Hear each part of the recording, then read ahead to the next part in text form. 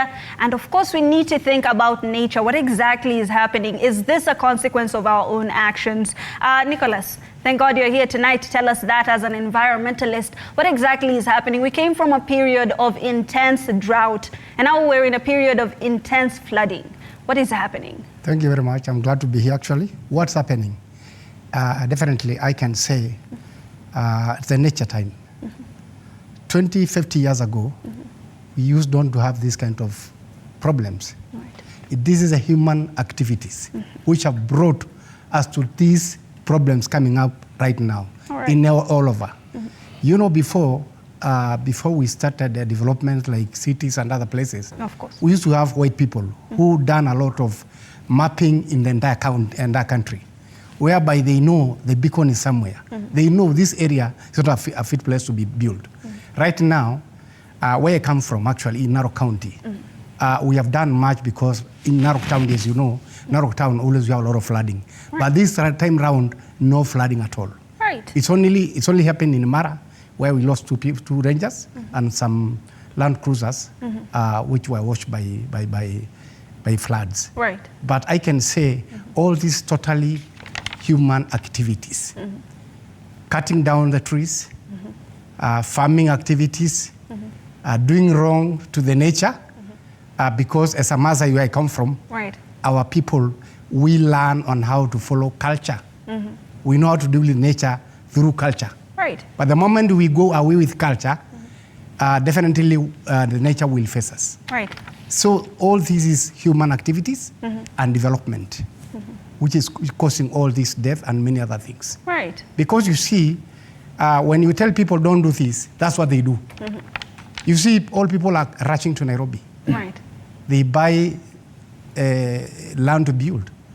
And also I blame the government because you see, the government, the county and the national government, they need to have a way of planning. We cannot change planning, which was done 50 years ago. Right. We need to follow that plan, which was put there 50 years ago. Right. So one would even say that maybe this is the consequence of our very own actions. We need to follow the former governments. Right. And follow the former plans, physical planners. We should not change plans which are there before. Right. Because we know there are rivers, seasonal rivers which are there. We know already, we have already cultivated our forest in almost the neighboring counties in Nairobi. Right. And the moment you do that, that's why we get flooding around. Right. But we need to educate the people around. Of course. Also to plant trees. Of course. Yeah. Right. And to educate the local community on when climate change is there. All right, and now we need to touch base. Let's touch base with the ground. What exactly people are saying. Let's take a look at what Nairobi residents were saying just today.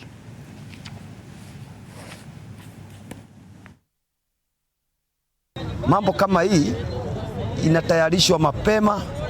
Ikifanyika mvua kama hii maji haiwezi fanya biashara zisimame.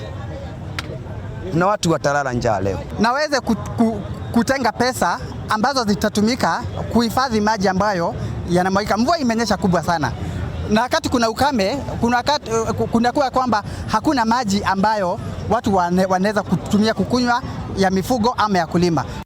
Right. It's a very popular saying, preparation prevents poor performance. And of course, Victor, you are all about performance. Kuna watu watalala njaa leo, right? A lack of preparedness has brought us to this particular, station. Roads have been blocked. What exactly do you feel about those statements? Like I said, everything rises and falls on leadership. And I think this is a good inflection point for us to reflect on the type and kinds of leaders that we elect into office who bear the responsibility for use of public resource for the greater good of